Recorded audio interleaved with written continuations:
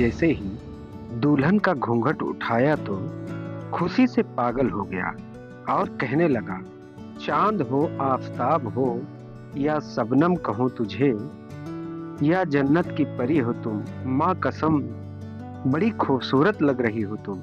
लेकिन देखता है कि दुल्हन कोई रिस्पॉन्स नहीं कर रही है। उसका चेहरे को हाथों से ऊपर उठाकर देखा तो दुल्हन रो रही है, आंखों से आंसू टपक रहे हैं।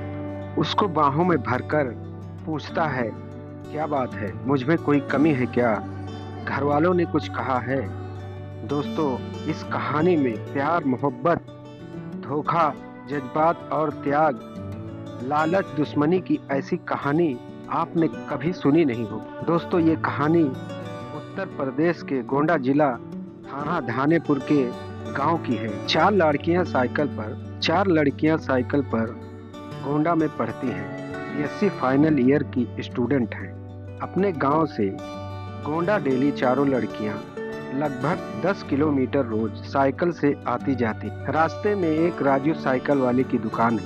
एक लड़की की साइकिल राजू के दुकान के सामने अचानक पंचर हो जाती है। चारों लड़कियां पंचर बनाने के लिए राजू के दुकान पर जाती हैं। उन्हीं में से एक लड़की कहती है, ओ मिस्टर, पंचर बना दोगे क्या? तो राजू भी बड़े मजाकिया अंदाज में कहता है, जी हाँ मैडम, हाजिर हूँ आपकी सेवा में। राजू ने साइकिल का ट्यूब निकाल कर देखा तो ट्यूब बुरी तरह से फट चुका था। कहता है, मैडम जी, इसमें पंचर नहीं बन पाएगा, ये ट्यूब फट गया है, नया ट्यूब डालना पड़ेगा। लड़कियां कहती हैं, नहीं भैया, इसको किसी तरह बना दो, अभी हमारे पास पैसे नहीं हैं। राजू कहता है, कोई बात नहीं, मैं ट्यूब डाल देता हूँ, पैसा कल दे देना। तो लड़कियां खुश हो जाती हैं और कहती हैं, ठीक है भैया, पैसा कल दे देंगे। राजू कहता है, भैया नहीं, मेरा नाम राजू है। सुमन की तरफ इशारा करके कहता है, आपकी तारीफ आपने कोई परिचय नहीं दिया। उन्हीं में से एक लड़की का नाम सुमन होता है। इसी की ये कहानी है दोस्तों। सुमन बड़ी अदा से कहती है, परिचय लेना देना कोई जरूरत नहीं, अपना काम करो। राजू कहता है, आप इतनी इरिटेट क्यों हो रही हैं? सुमन कहती है, काम कर रहे हैं पंचर का, अब बोल रहे हैं अंग्रेजी। राजू कहता है, मैडम जी, मैं भी बीए फाइनल कर चुका हूँ। सुमन कहती है, इतने पढ़े लिखे हो फिर पंचर क्यों बना रहे हैं? तो राजू कहता है कि अगर मैं आपका पंचर न बनाता तो आप क्या करते?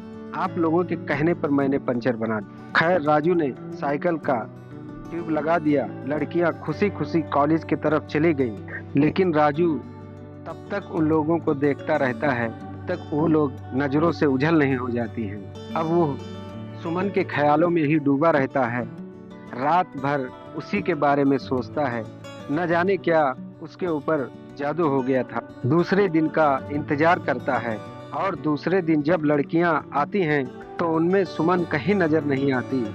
तो राजू पूछता है, एक लड़की आज कम है। लड़की नहीं बाबा, उसका नाम सुमन है। सुमन ने तुम्हारे दिल में घर तो नहीं कर लिया? राजू कहता है, नहीं नहीं, बस ऐसे ही पूछ लिया था। हंसने लगती हैं और कल का बकाया पैसा देने लगती हैं। राजू कहता है, कोई बात नहीं, ट्यूब मैंने ऐसे ही लगा दिया अपनी तरफ से। लड़कियों ने बहुत कहा, लेकिन राजू ने पैसा नहीं लिया। तीसरे दिन जब लड़कियां उसी रास्ते से गुजरती हैं तो राजू कहता है, आइए थोड़ा रेस्ट कर लीजिए, रास्ता लंबा है। तो सुमन कहती है, तुमने कल पैसे इसलिए नहीं लिए थे क्या? तो राजू कहता है, नहीं नहीं, ऐसी कोई बात नहीं है। आंखों ही आंखों में सुमन और राजू की तकरार प्यार में बदल गई। पता नहीं कब दोनों में प्यार हो गया और दोनों एक दूसरे के लिए बेकरार रहने लगे।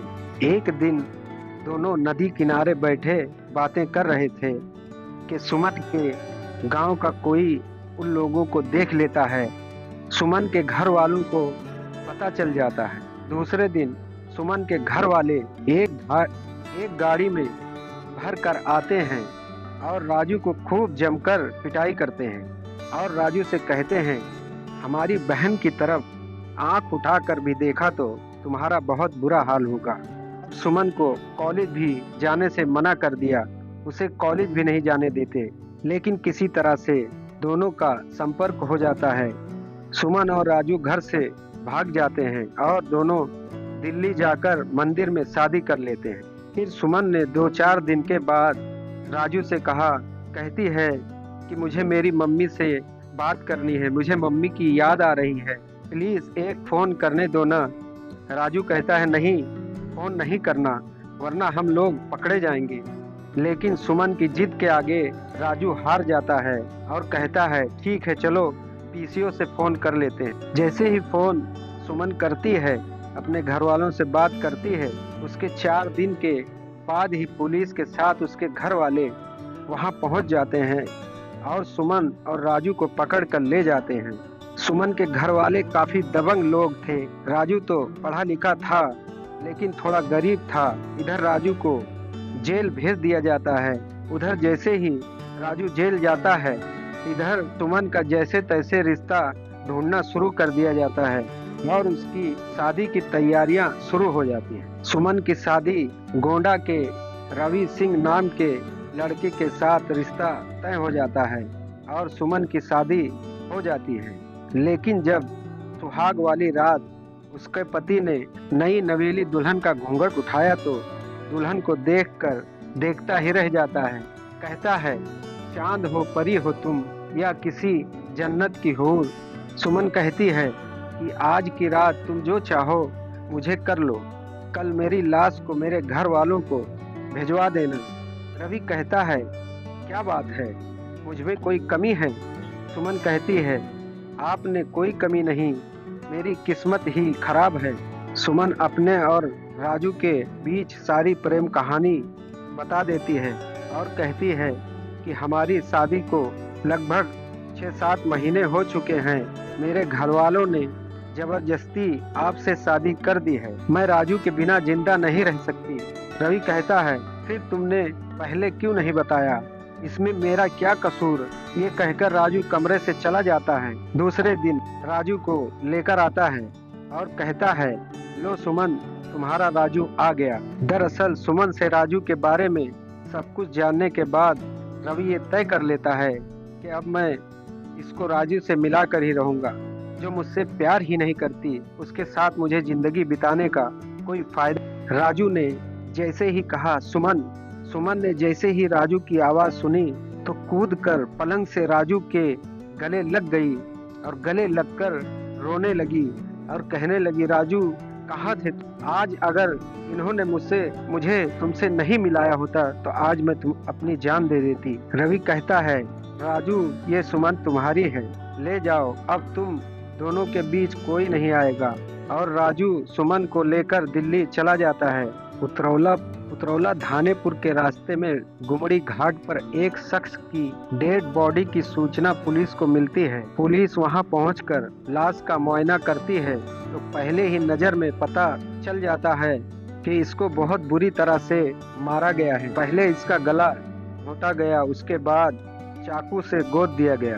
पुलिस अभी छानबीन कर ही रही थी कि उसी में से एक शख्स इंस्पेक्टर साहब को पास आता है। कहता है सर ये रवि सिंह है, गोंडा का रवि सिंह। लाश की शनाख्त होने के बाद उनके घर वालों को सूचित किया जाता है। मामले की तफ्तीश शुरू की जाती है। रवि का फोन नंबर, कॉल डिटेल निकाला जाता है तो रवि को आखिरी फोन किसी विष्णु नाम के आदमी का आया था। पुलिस को ज्यादा मशक्कत नहीं लगती है। यह विष्णु कौन है? विष्णु कोई और नहीं रवि का साला था। अब विष्णु को पुलिस बुलाती है और पूछताछ करती है। पुलिस कहती है कि तुमने रवि को फोन क्यों किया था? तो रवि कहता है, तो विष्णु कहता है कि बस रवि का हाल चाल लेने के लिए, अपनी बहन के बारे में कुछ पूछना था। आखिर मेरी बहन गई तो कहाँ गई? पुलिस के सामने नया बखेड़ा शुरू हो गया था। क्यों तुम्हारी बहन तुम्हारे बहनोई के साथ नहीं है क्या? विष्णु ने कहा कि मुझको रवि जीजा जी ने कहा कि मेरी बहन किसी और के साथ भाग गई। दी, लेकिन उन्होंने पुलिस में रिपोर्ट भी नहीं लिखाने दिया और कहा कि जाने दो, जी लेने दो उसे अपनी जिंदगी। विष्णु ने राजू और सुमन के लव स्टोरी के बारे में पूरी बात बताई। पुलिस वालों का माथा ठनका और सारी कहानी समझ में आ गई कि ये गुस्से और बदले का केस है। रवि को विष्णु ने ही मारा है। पुलिस ने जब विष्णु पर 3rd डिग्री इस्तेमाल किया तो सारी कहानी तोते की तरह बकने लगा। कहा कि शादी में हमने बहुत दहेज दिया था और गाड़ी भी दी थी, पैसे भी दिए थे। जब मैं गाड़ी, दहेज और पैसे मांगता तो जीजा जी मना कर देते। मेरी बहन को उस राजू के साथ भगा दिया और हमारी नाक कटवा दी, हमारी इज्जत को तार तार कर दिया, सारा पैसा और सारी इज्जत को मिट्टी में मिला दिया। रवि को इस दुनिया में रहने का कोई हक नहीं, इसीलिए मैंने उसको मार दिया और अपना बदला ले लिया। तो दोस्तों, देखा आपने, ये है जलन, इश्क और मोहब्बत की कहानी। एक तरफ रवि बेचारा था, उसकी क्या गलती, उसने तो 2 मोहब्बत करने वालों को मिला, लेकिन इस विष्णु को सोचना चाहिए इसको क्या मिला, इसको भी कुछ नहीं मिला। उसकी तो जान गई, इसकी भी जिंदगी खराब हुई। तो दोस्तों, कहने का मतलब यही है, कहानी सुनाने से हमें किसी को दिल पे ठेस पहुंचाना नहीं, बस सबको जागरूक करना कि किस तरह से सतर्क रहना। ठीक है, कहानी ठीक लगी हो तो हमारे चैनल को सब्सक्राइब कीजिए, लाइक कीजिए, शेयर कीजिए। अस्सलाम वालेकुम, नमस्कार, जय हिंद।